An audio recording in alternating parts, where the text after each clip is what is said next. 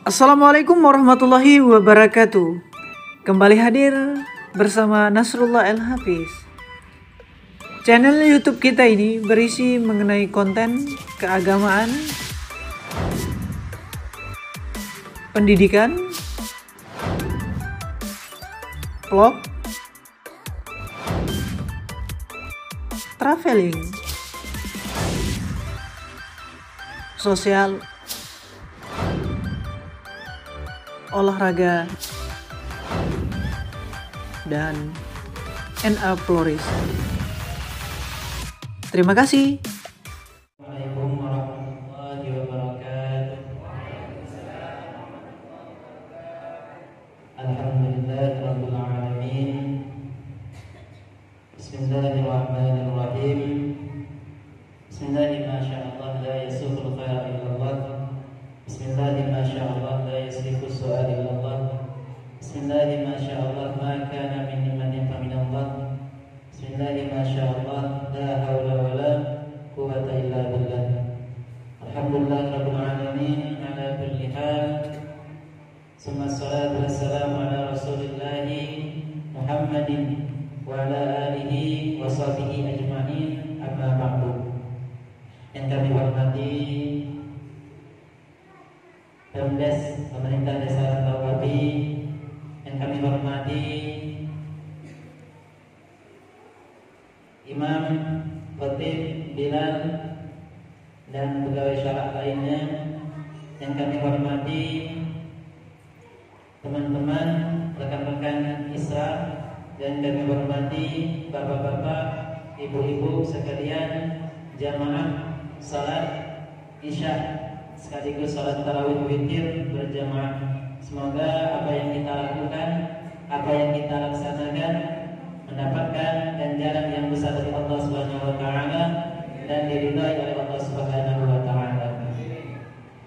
Kali ini kami akan menyampaikan beberapa ilmu sedikit tentang problem atau masalah-masalah yang diperdebatkan oleh masyarakat, yaitu karena sekarang di bulan suci Ramadan, tentunya yang sering diperdebatkan tentang kebatalan puasa di bulan Ramadan. Karena sering terjadi ada yang bilang ini batal, puasa ini batal, puasa ini tidak batal. Seperti yang sering terjadi kentut dalam air misalkan, atau kencing dalam air, atau buang air besar dalam air misalkan, atau buang kotoran dalam air, dan banyak sekali problem yang diperdebatkan, yang sering dipermasalahkan sama masyarakat. Perbedaan tersebut muncul dari fatwa-fatwa ulama, dari yang disampaikan oleh ulama, karena perbedaan dari ulama tersebutlah yang membuat masyarakat itu juga ada perbedaan. Jadi kalau dibagi dua, yang dapat membatalkan sholat itu ada dua. Yang pertama yang sudah ada nasnya, nas itu adalah Al-Quran hadis. Jadi yang pertama kebatalan puasa, yang pertama keterangannya sudah jelas dalam Al-Quran hadis. Yang kedua yang tidak ada dalam Al-Quran hadis, yang sudah jelas, sudah sore dalam Al-Quran hadis, seperti makan. Jadi kalau seandainya ada orang berpuasa makan di siang Ramadan, puasanya batal. Itu kan sudah jelas dalam nasnya. Yang kedua minum. Jadi kalau seandainya ada orang siang Ramadan minum, maka dapat batal puasanya. Terus yang dialami sama perempuan seperti haid, nifas. Apabila seorang perempuan ketika puasa mengalami haid dan nifas, maka puasanya batal. Yang terakhir yaitu berhubungan suami istri. Jadi seseorang apabila berhubungan suami istri di siang Ramadan, maka puasanya batal. Tapi di dalam berhubungan suami istri ini ada dampaknya atau ada kafaratnya. Kafarat itu denda, tebusan. Jadi apabila ada seorang suami istri, ini penting ya, ini penting saya sampaikan karena takutnya nanti pernah terjadi. terjadi akan terjadi. Jadi penting untuk mengetahui hukumnya. Jadi apabila seorang suami istri melakukan hubungan di siang Ramadan, maka dia wajib mengqadhanya baik bagi si suami dan si istri, dan juga wajib membayar kafarat. Kafarat itu apa? Kafarat itu tadi tebusan. Jadi kafaratnya, sanksinya itu yang pertama berupa atqu raqabatin mu'minatin, yaitu memerdekakan budak perempuan. Zaman sekarang budak itu tidak ada lagi, karena budak itu adanya di zaman dulu. Dari zaman dulu sampai zaman hilangnya perbudakan. Kira-kira hilangnya perbudakan itu ketika setelah terjadinya Perang Dunia Kedua. Jadi sanksi yang pertama bagi orang yang melakukan hubungan suami istri di siang Ramadan, maka dia wajib memerdekakan budak perempuan. Karena tidak ada budak zaman sekarang, makanya kalau ketentuannya, kalau tidak bisa ihku raqabatin mu'minatin fa in lam yajidha, maka fasya musyahraini mutatabi'aini, maka puasa 2 bulan berturut-turut. Satu kali melakukan hubungan suami istri di siang Ramadan, maka bagi seorang suami, jadi hukuman ini bagi seorang suami, sanksi ini hanya bagi seorang suami. Bagi istri hanya mengqadha puasa yang ditinggalkan hari itu saja. Tapi bagi seorang suami bukan hanya mengqadha puasanya, tapi dia juga bayar kafarat. Yang pertama tadi memerdekakan budak, yang kedua puasa 2 bulan berturut-turut. Pak, kalau seandainya tidak mampu, fa in lam yastati, maka seandainya tidak mampu, shaumu syahraini mutatabi'aini, puasa 2 bulan berturut-turut, maka sanksinya nanti harus memberi makan orang miskin 60 fakir miskin. Fa'it'amu sittina miskinan, maka memberi makan 60 orang fakir miskin. Yang dikatakan orang miskin itu siapa? Orang miskin itu orang yang lahu kasbun wala malun. Jadi dia punya pekerjaan tapi tidak punya harta, atau dia punya harta tapi tidak mencukupi kebutuhan hidupnya. Itulah yang disebut dengan miskin. Misalkan dia punya pekerjaan, gajinya misalkan 8.000, kebutuhan hidup di rumahnya 10.000. Itulah yang disebut dengan miskin. Jadi miskin itu kebutuhannya 8.000, kebutuhannya 10.000, dan uang pendapatannya cuma 8.000. Itulah yang disebut dengan miskin. Kalau fakir, beda ya, miskin sama fakir ini beda. Fakir ini adalah orang yang tidak punya pekerjaan dan tidak punya harta, itu fakir. Kalau miskin beda. Itu perbedaan miskin sama fakir. Makanya nanti kan kalau dalam bab zakat, yang menerima yang paling utama adalah innamas shadaqatu lil fuqara'i wal masakin. Makanya level yang paling rendah yang berhak menerima zakat adalah orang fakir. Kemudian yang kedua orang miskin. Li muskinin muddun. Setiap satu orang miskin itu dikasih 1 mud. 1 mud itu sama seperti kalau diberaskan 0,6 kg, sama seperti 600 gram. 0,6 kg sama seperti 600 gram. Jadi masing-masing orang miskin itu diberi 600 gram beras. Misalkan ada orang, misalkan dia mampu suami istri, maka kalau yang pertama yang kedua tadi, yang dia mampu cuma memberi makan, dihitung harus mendapatkan 60 orang miskin. Masing-masing diberi 1 mud seharga 600 gram beras kalau diberaskan. Kalau dikonversi ke beras, kalau diarahkan ke beras. Terus itu tentang yang sudah jelas di dalam nas, artinya sudah jelas dalam Al-Quran hadis yang dapat membatalkan puasa.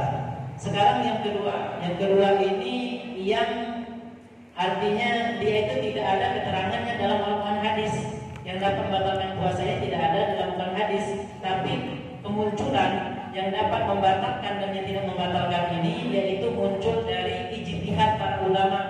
Ijtihad itu sungguh-sungguh mencari hukum. Jadi hukum ini kalau dibilang hukum itu ada 2, ada hukum qat'i, ada hukum dhanni. Hukum qat'i itu hukum pasti, hukum yang benar-benar datang dari Allah dan Rasulnya. Itu disebut Yang kedua hukum dhanni. Hukum dhanni itu hukum yang bersifat dugaan. Makanya kalau seandainya ada pendapat ulama, maka hukum yang muncul dari pendapat ulama itu biasanya karena tidak ada dalam Al-Quran hadis. Hukum tersebut hanya bersifat sunni, hanya bersifat dugaan. Makanya pendapat ulama itu bisa saja kata Dr. Yusuf Qaradawi. Jadi kata Yusuf Qaradawi, ulama itu bisa saja salah, bisa saja benar. Kenapa bisa seperti itu? Karena hukum yang muncul dari ulama itu merupakan ijtihadnya, yang merupakan yang muncul dari nalar pikiran para ulama di dalam istinbat hukum. Istinbat itu menggali hukum, digali karena tidak ada dalam hadis, digali muncullah hukum. Perbedaan pendapat inilah yang sampai ke kita, yang membuat di kalangan masyarakat juga ada perbedaan pendapat di dalam hal-hal yang membatalkan puasa dan yang tidak membatalkan puasa. Jadi ini penting untuk diketahui di dalam perbedaan-perbedaannya. Yang pertama, yang dapat membatalkan puasa seperti kentut dalam air atau kencing dalam air.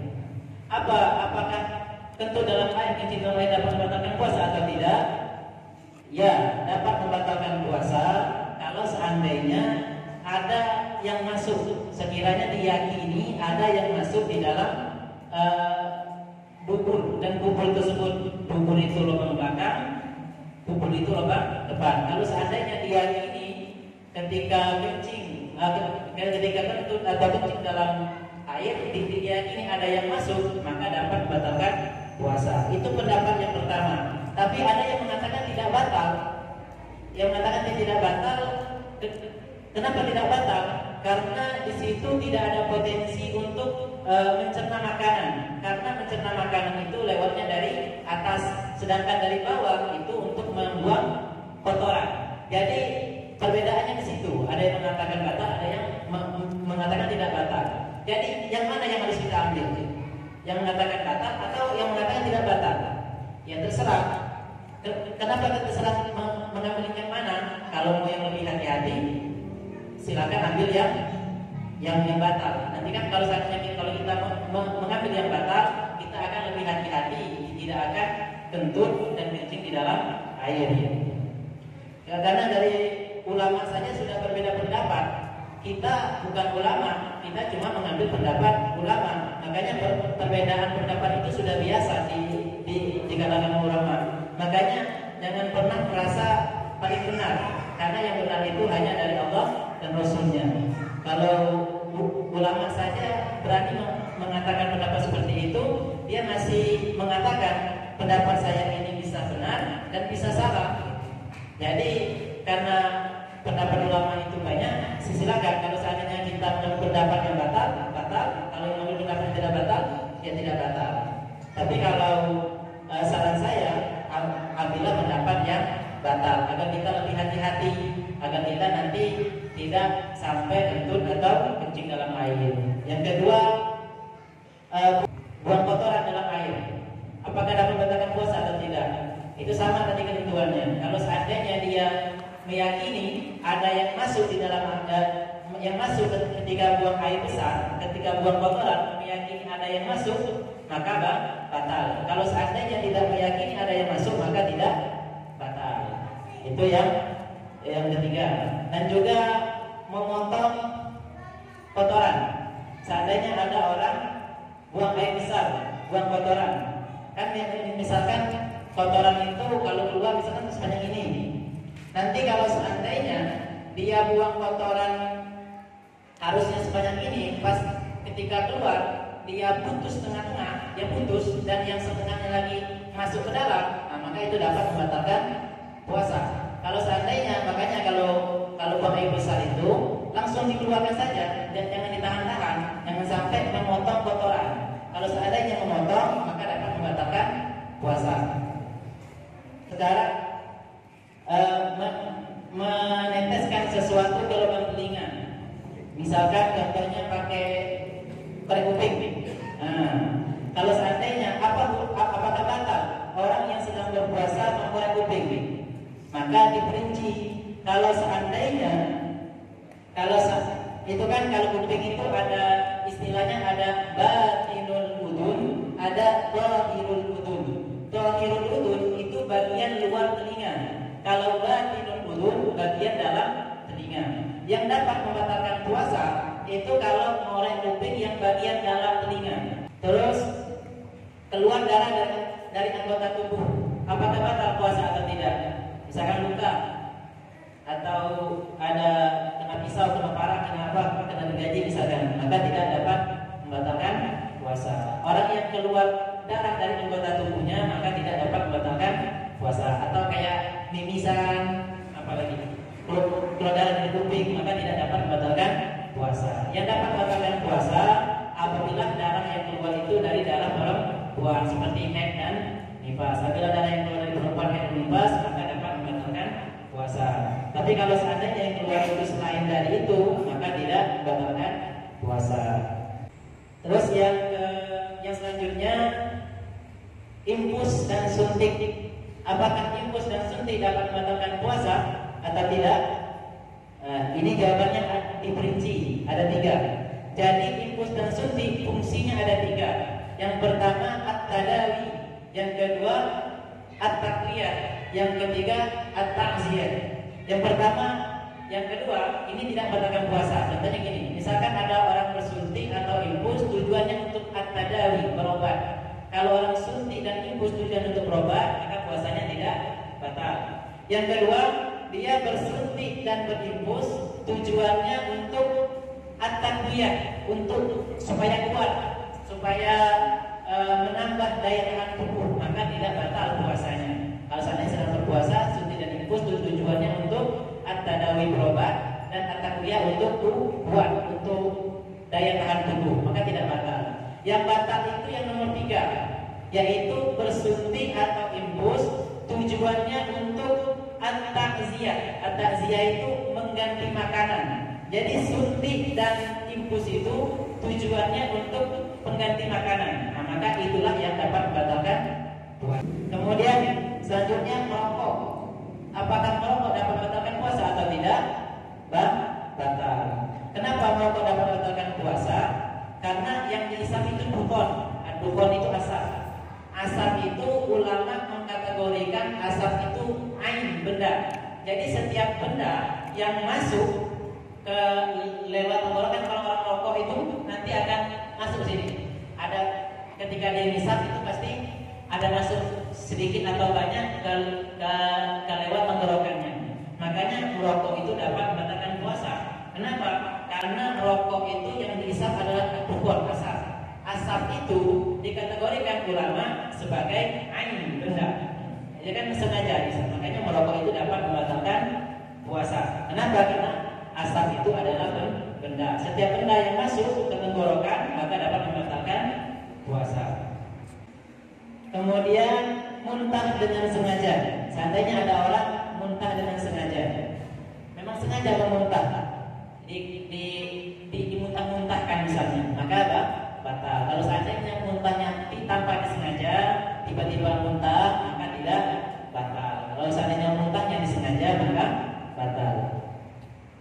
Ini yang ini tentang yang masih diperselisihkan ulama. Berarti ada yang mengatakan tidak, ada yang mengatakan batal. Tapi kita mengambil pendapat yang batal. Dan dari yang pertama tadi sampai yang terakhir ini kita ambil pendapat yang batal untuk lebih berhati-hati. Terus selanjutnya keluar mani. Nah ini penting bagi seorang laki-laki. Keluar mani apabila seorang keluar mani ketika puasa maka puasanya batal. Tapi tidak semua kondisi. Maka keluar mani itu atau inzal itu, syaratnya inzal itu dibagi 2. Ada yang mubasyarah, ada yang tidak mubasyarah. Yang mubasyarah itu apa? Mubasyarah itu bertemu langsung atau disentuh atau ada usaha. Jadi kalau seandainya keluar mani ada usahanya, ada atau bersentuhnya atau ada usaha, ada bersentuh, maka dapat membatalkan puasa. Tapi kalau seandainya tidak ada usaha, contohnya seperti mimpi atau menghayal atau merenung mikir-mikir itu, kemudian tiba-tiba keluar, maka tidak batal. Kemudian sikat gigi dan siwak. Jadi apa hukum sikat gigi dan siwak di siang Ramadan? Tidak apa-apa. Ini ada dua pendapat. Pendapat yang pertama, mayoritas ulama, kebanyakan ulama mengatakan jadi yang tidak boleh, yang makruh tapi bukan haram ya, yang batasnya makruh. Jadi kebolehan sikat gigi itu hanya sampai zawal, sampai matahari tergelincir. Jadi ketika matahari terbit dan matahari lurus di atas kepala, ini disebut dengan waktu istiwa. Waktu istiwa itu adalah waktu matahari pas di atas kepala.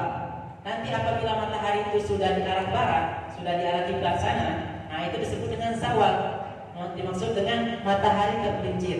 Ketika sudah tergelincir matahari, maka masuk waktu zuhur. Maka siwak, batas siwak berdiri, batas siwak sampai matahari tergelincir. Makanya sebelum matahari tergelincir sampai ke bawah, sampai subuh, itu tidak apa-apa untuk sikat gigi dan siwak. Tapi kalau seandainya dari zuhur ke maghrib, nah itu hanya makruh hukumnya. Jadi hukum kan ada wajib, ada sunnah, ada haram, ada makruh, ada mubah. Kalau wajib kan, kalau dikerjakan dapat pahala, kalau ditinggalkan dapat dosa. Kalau sunnah dikerjakan dapat pahala, ditinggalkan tidak apa-apa. Kalau makruh, kalau haram ditinggalkan dapat pahala, dikerjakan dapat dosa. Kalau makruh ditinggalkan dapat pahala, dikerjakan tidak apa-apa. Kalau mubah dikerjakan ditinggalkan tidak apa-apa. Kalau makruh dikerjakan tidak apa-apa, ditinggalkan dapat pahala. Makanya kalau tidak sikat gigi setelah zawal itu akan dapat pahala, insyaallah. Selanjutnya madmadah dan istinsyaq. Madmadah itu berkumur. Seandainya ada orang di siang Ramadan berkumur, puasanya tidak batal puasa seseorang apabila berkumur di siang Ramadan.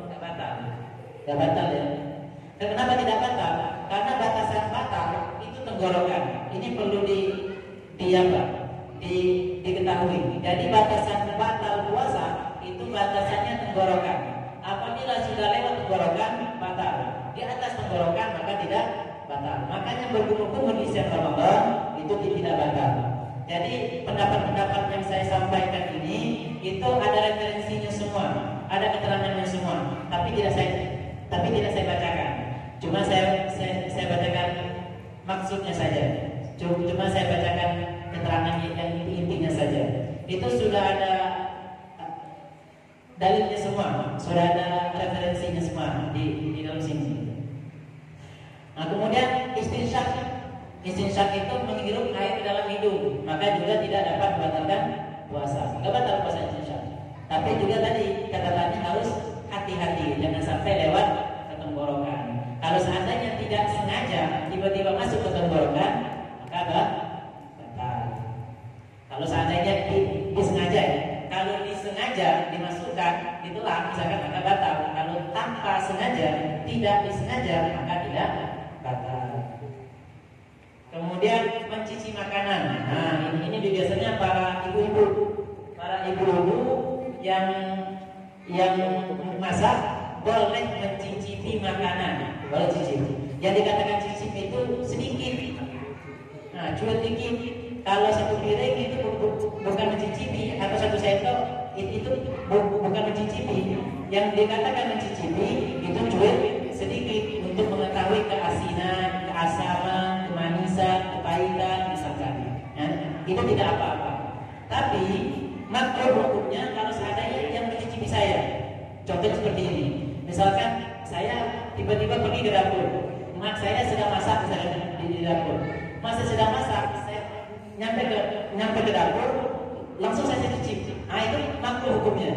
Kenapa makruh? Karena tidak ada hajat, tidak ada kebutuhan bagi saya untuk mencicipi makanan. Jadi makruh itu diberikan kepada orang yang mencicipi makanan tanpa ada kebutuhan.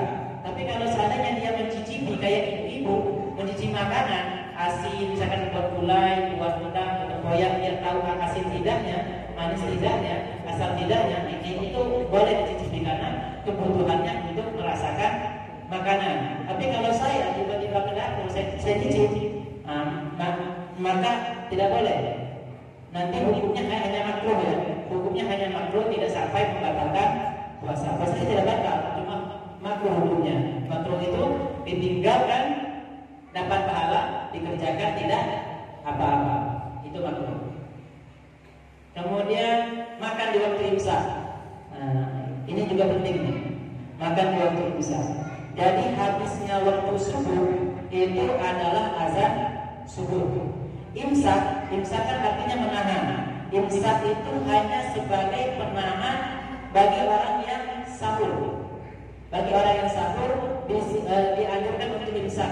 Imsak itu agak nanti misalkan kalau imsak, biasanya kalau di daerah lain itu pakai sirine. Misalkan kalau imsak tuh gitu. Ada tandanya. Kalau di sini enggak, kan disebut imsak.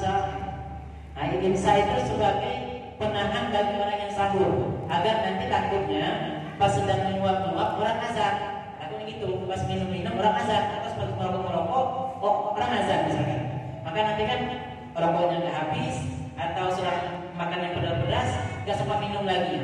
Itu yang dikhawatirkan. Makanya di Indonesia itu ditetapkan waktu imsak. Sebenarnya habis waktu sahur itu adalah azan subuh. Kenapa azan subuh?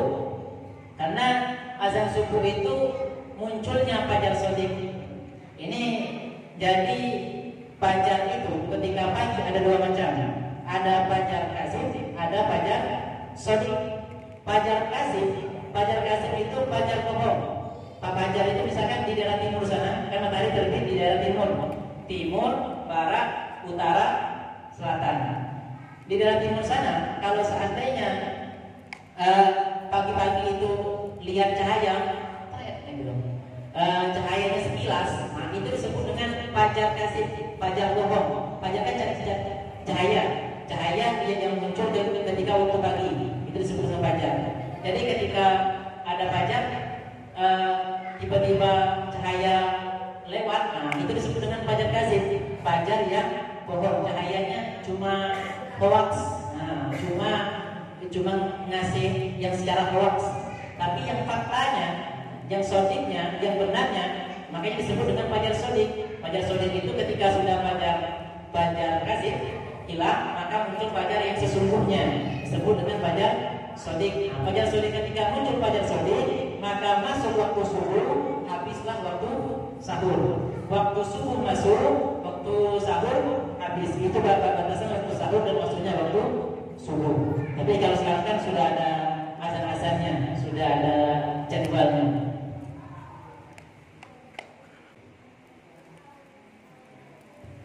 Nah ini, jadi yang terakhir, jadi di dalam istilah dusun ini, dalam istilah Arabi itu ada namanya puasa lalak. Itu kalau saya tanya di daerah lain, tahu puasa lalak? Nggak tahu. Ternyata puasa lalak itu cuma istilah di Arabi yang saya ketahui. Ada istilahnya puasa lalak. Puasa lalak itu puasa tapi tidak ada pahala, itu puasa lalak. Jadi puasa lalak itu biasanya muncul misalkan dia puasa tapi tidak sholat, itu lalak puasanya. Kok bisa? Karena sholat itulah yang paling utama. Makanya kalau diibaratkan, sholat itu sama seperti kepala. Sholat itu sama seperti kepala pada anggota badan kita. Bagaimana kalau seandainya orang tidak sholat, sama seperti orang yang tidak punya kepala. Itu diibaratkan kalau orang yang tidak sholat. Orang tidak sholat itu sama seperti orang yang berjalan tanpa kepala. Karena inti sholat itu seperti kepala. Atau sholat itu sama seperti angka 1 dari angka 1 dan 1 juta. Kalau seandainya ada orang tidak sholat, maka angka 1 dari 1 juta itu dibuang. Kan 000 itu tidak ada nilainya, tidak berharga 000 itu. Itu kalau saking pentingnya sholat. Dan juga biasanya yang dikemukakan oleh ulama itu as-sholatu iman bid-din. Sholat itu tiang agama. Kalau tiang ini tidak ada, gimana? Misalkan masjid dapat tiang, tidak akan berdiri. Apalagi yang membuat puasa lalai, riba, ngata-ngatain orang, kemudian memfitnah orang, mencemooh orang, dan lain sebagainya. Pokoknya kelakuan-kelakuan yang keji lainnya. Makanya harus di dalam puasa itu disunahkan untuk hajrul kalami, pokoknya tidak mengatakan perkataan yang jelek-jelek. Disunahkan untuk tidak mengatakan perkataan jelek-jelek. Yang terakhir, lagi ya. Ini juga penting saya sampaikan. Jadi penting untuk di dalam puasa itu disunahkan mengakhirkan sahur, menyegerakan berbuka. Mengakhirkan sahur, takhir sahur, kemudian ta'jil fitri. Disunahkan menyegerakan berbuka dan mengakhirkan sahur. Ini penting. Itulah mungkin yang dapat kami sampaikan karena waktunya sudah ada malam. Mungkin bapak dan ibu mau istirahat. Jadi kalau ada kata-kata atau penyampaian saya yang kurang tepat atau yang tidak mengenakan atau yang tidak bisa diambil, yang mau diambil, kalau tidak ya tidak apa-apa. Kalau saran saya ambil yang baik-baik. Kalau seandainya ada penyampaian saya yang buruk-buruk, jangan diambil. Kemudian ada pepatah yang sering muncul di kalangan santri, unsur maqala wala tanzur man qala. Ini kalau di kalangan santri, maksud ini sudah biasa, sudah populer. Unsur maqala wala tanzur man qala. Lihatlah apa yang dikatakan dengan melihat siapa yang mengatakan. Tapi kadang-kadang kita itu sering merasa gengsi atau sering merasa benar. Tapi makanya ambillah yang baik-baiknya saja. Karena telur ayam itu keluarnya dari bubur ayam. Dari kotoran ayam keluarlah telur ayam. Nah, telur ayam itu bermanfaat bagi kita. Makanya makalah tersebut pas unsur makalah wala tanzur. Maka lihatlah apa yang dikatakan dengan melihat siapa yang mengatakan. Demikian dapat saya sampaikan. Terima kasih atas perhatiannya. Ini siratal mustaqim. Assalamualaikum warahmatullahi wabarakatuh.